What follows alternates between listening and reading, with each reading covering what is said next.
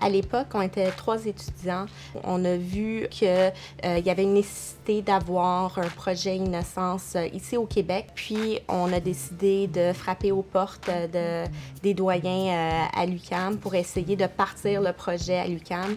Puis, ils nous ont écoutés. Ils nous ont aidés.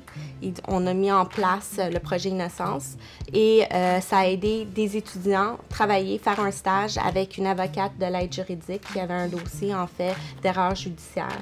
Et ça a commencé comme ça. Puis, par la suite, c'est devenu un cours officiel à l'UQAM et les étudiants continuent à contribuer au projet Innocence.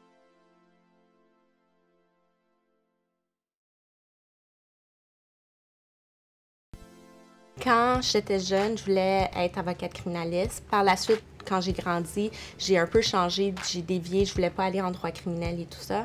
Mais je voulais faire un changement. Je voulais changer quelque chose. Et c'était la mère d'une de mes amies qui m'a dit « Mais pourquoi tu vas pas à l'UQAM faire ton bac en droit à l'UQAM? Je pense que ça va chercher certaines de tes valeurs. » Et quand j'ai commencé à l'UQAM, j'ai rencontré Jean-Serge Masse, qui, lui, avait ce côté-là, puis qui poussait les étudiants de croire en leur projet et tout ça.